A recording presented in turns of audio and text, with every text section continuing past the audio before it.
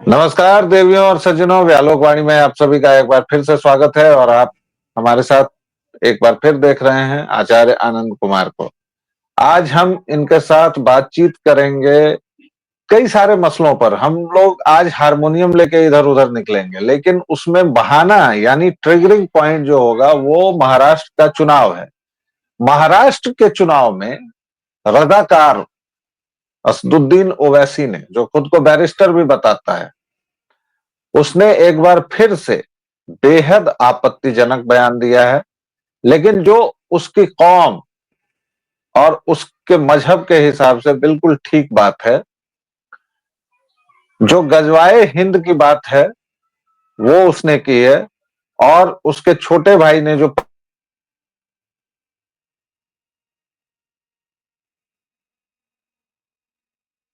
कितना ताकतवर है, उस बयान की याद दिलाते हुए असदुद्दीन ओवैसी ने, रजाकार ने, अपना भाषण दिया है। लेकिन बात केवल इतनी नहीं है आनंद जी और दर्शकों, इससे आगे भी बहुत सारे मसले हैं। पिछले एक सप्ताह की दो तीन घटनाएं मैं बताऊंगा। रुचिरा शर्मा हैं तथाकथित इतिहासकार। वो उसी बिरादरी की हैं जिससे रोमिला थापर और बिपिन चंद्रा जैसे कुख्यात इतिहासकार सो कॉल्ड निकले हैं, जिन्होंने इतिहास के नाम पर कहानियां परोसी हैं, गल्प परोसे हैं।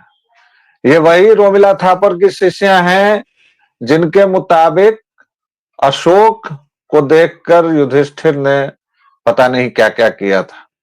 मतलब अशोक की चीजों को देखकर युधिष्ठिर प्रभावित हुए थे, ऐसा उनका कालानुक्रम है, ऐसा उनका ज्ञान है।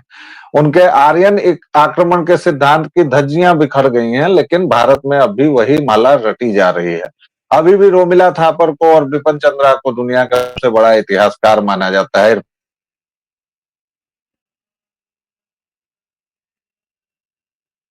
हो रहा हो, लेकिन ये टूटा नहीं है, ये भ्रम पूरी तरह विलुप्त नहीं हुआ है।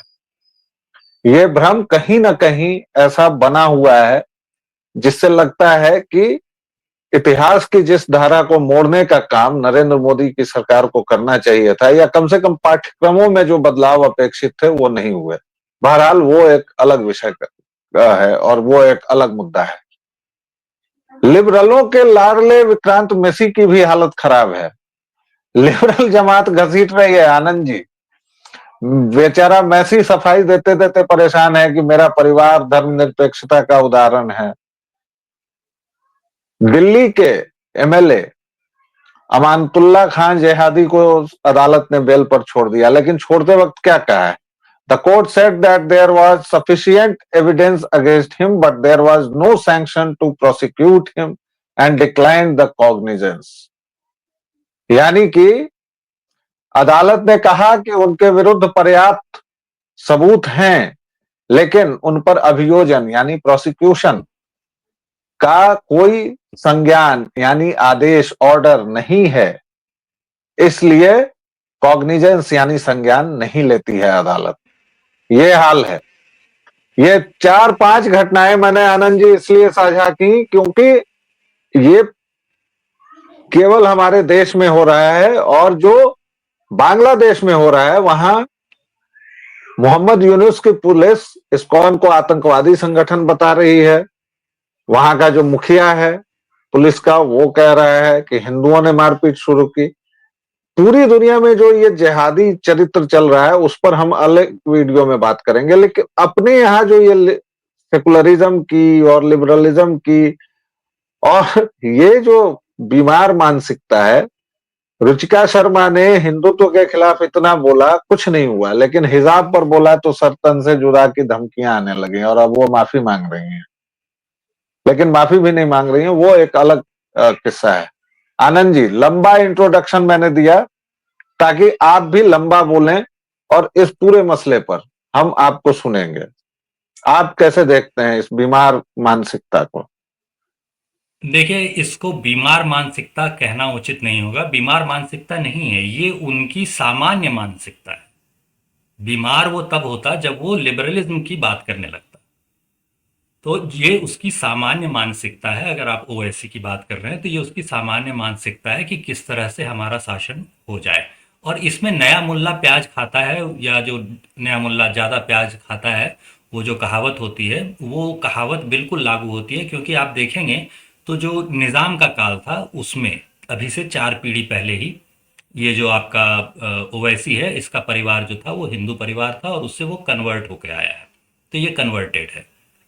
ऐसे ही आप अगर कश्मीर का मामला देख लेंगे तो कश्मीर में भी आपको इसी तरह के बयान जो है वो सुनाई दे होंगे। अगर लोगों का मेरा ख्याल है कि ध्यान नहीं गया होगा इस मुद्दे पर। लेकिन अभी कश्मीर में हो क्या रहा है कि कश्मीर में जो वो खानदानी शासन चल रहा होता है दो परिवारों का, उसमें महबूबा मुफ्ती जो है वो कह रही हैं कि जो इंडस वाटर ट्रीटी है उसके साथ छेड़छाड़ न की जाए। पाकिस्तान को जितना पानी दिया जाता है उतना पानी देना जारी रखा जाए। पाकिस्तान को पानी देना हमारा फर्ज है, हमारा धर्म है, हमारा तेरा मेरा रिश्ता क्या, ला इलाहा इल्लल्लाह वगैरह वगैरह। तो ये महबूबा मुफ्ती कह रही हैं, और उसकी तुलना में जो फारूक अब्दुल्ला भी नहीं, शेख अब्दुल्ला जो है वो कह रहे हैं कि नहीं भैया ये जारी नहीं रह सकता। कश्मीर को बिजली की ज़रूरत है और हम जो है वो अपना पानी जो है वो अपने पास रखेंगे और उसका जैसे हम इस्तेमाल करना चाहें। इंडस वाटर ट्रीटी में जो हुआ था और जो सही सही हिसाब किताब था वही किया जाएगा। ज़्यादा पानी जो पाकिस्तान को दे दिया जाता है वो नहीं दिया जाएगा। तो ये वहाँ आपस में चल रहा है। लेकिन वहाँ भी आप मामला देखेंगे तो वही है कि इनका पाकिस्तान से नाता क्या है, तो वही नाता है। और यही सेम चीज़ आपको बांग्लादेश में देखने को मिलेगी। तो बांग्लादेश का जैसे आपने ज़िक्र किया, तो बांग्लादेश के ज़िक्र के साथ एक और चीज़ बता दें दर्शकों को कि एक ग्रेटर बांग्लादेश कहा जाता है। तो एक बार आप कोशिश कीजिए कि इंटरनेट पर सर्च करके, और एक बार सर्च करके अगर आप देखेंगे तो आपको ग्रेटर बांग्लादेश का नक्शा मिलेगा। उसमें पूरा का पूरा जो नॉर्थ ईस्ट होता है वो आ जाता है, उड़ीसा जो होता है वो आ जाता है, बिहार जो होता है वो आ जाता है, झारखंड जो है वो तो आता ही है। तो बिहार कह देने से झारखंड भी शामिल है ऐसा आप मान लीजिए। तो बिहार, झारखंड और ये सबको मिला करके और बांग्लादेश जो है वो पूरा एक अलग देश बने, ऐसा उनका ग्रेटर बांग्लादेश का एक नक्शा है। वो आपको आसानी से इंटरनेट पे मिल जाएगा, वो आप देख सकते हैं। तो ये सारा जो इरादा उनका है, ये इरादा जो है ये उनकी सामान्य मानसिकता है। आप अगर इसको कह रहे हैं कि बीमार मानसिकता है, तो ये बीमार मानसिकता वानसिकता कुछ नहीं है। इसमें जो हिंदू आपको समर्थन करते हुए दिखते हैं, इनको आप अधिक से अधिक धिम्मी कह सकते हैं। ये उनका ही गढ़ा हुआ शब्द है। ऐसा नहीं है कि इस्लामिस्ट जो थियोलॉजी होती है उसमें धिम्मी शब्द नहीं आता। धिम्मी शब्द उसमें आता है।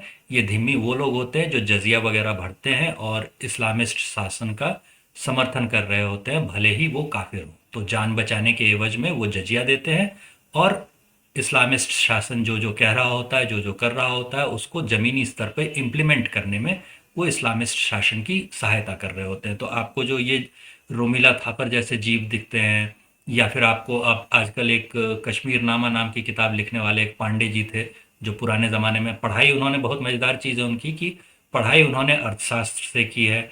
नौकरी जो है वो करते थे अपना सरकारी किरानी की।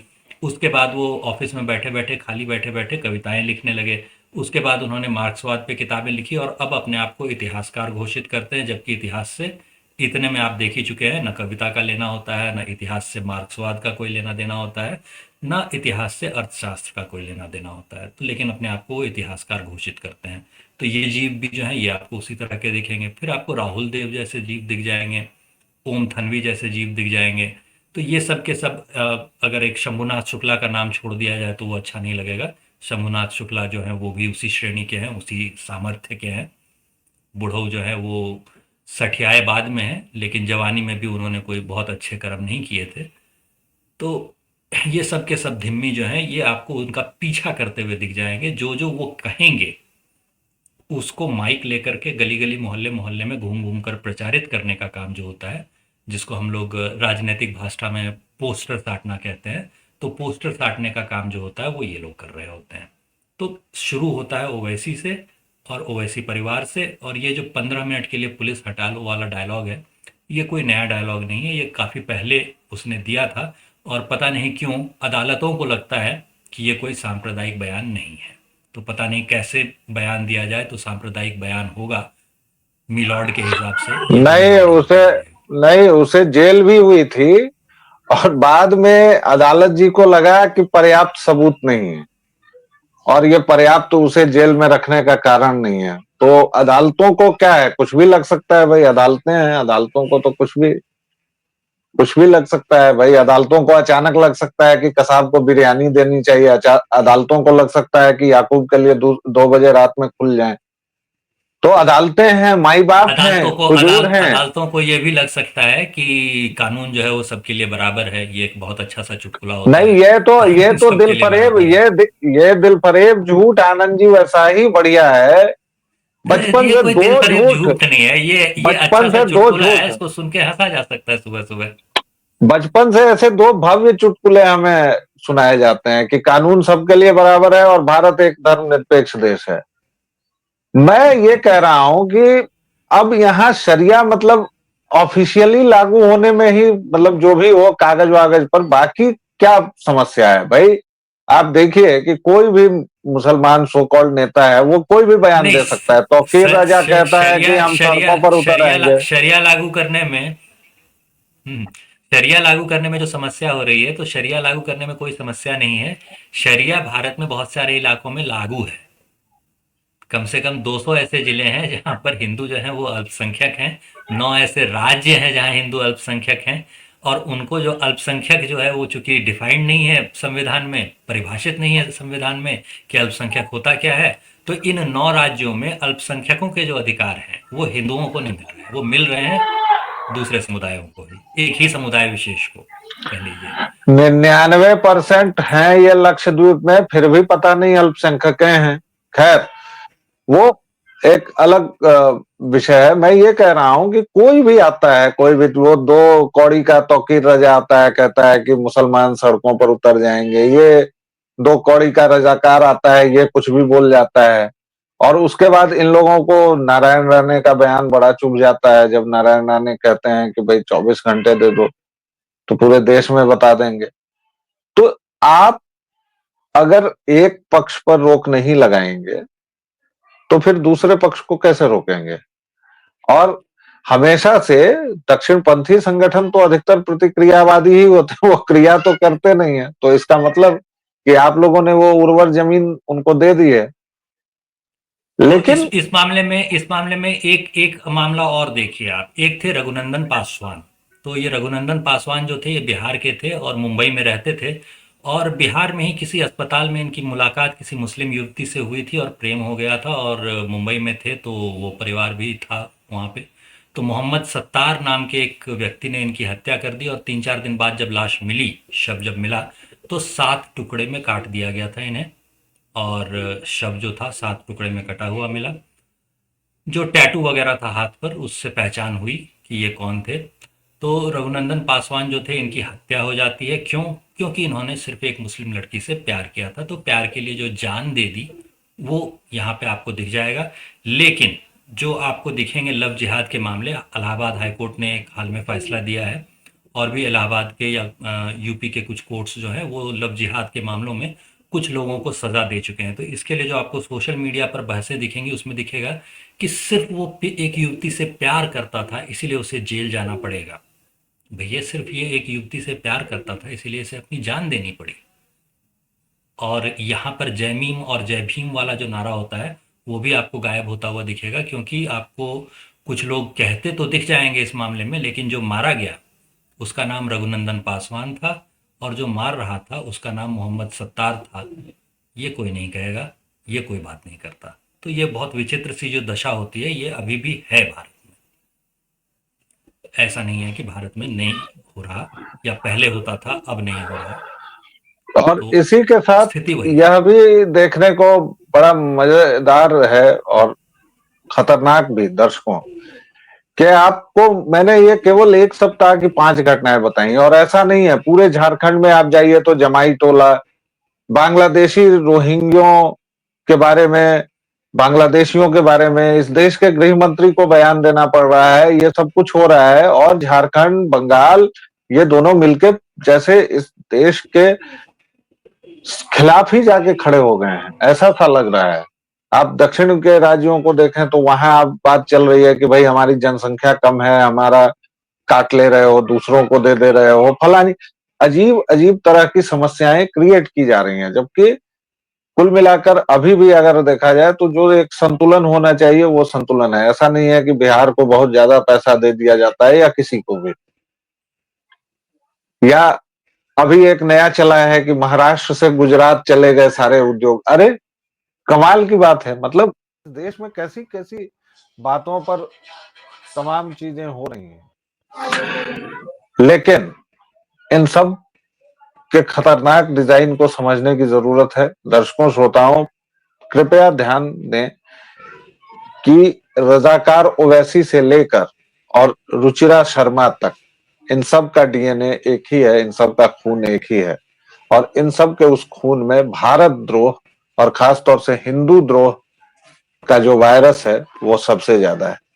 फिलहाल इस वीडियो में इतना दोनों ही। चीजें सिनोनिमस हैं, दोनों चीजें सिनोनिमस हैं, जो भारत द्रोह है वही हिंदू द्रोह है। बिल्कुल। और फिलहाल इस वीडियो में इतना ही, दीजिए अभी आज्ञा। अगले वीडियो में मिलेंगे। व्यालोक वाणी को अपना स्नेह और प्रेम इसी तरह देते रहें। धन्यवाद आनंद जी, आपने हमें समय दिया। जय सिया राम। जय श्री राम।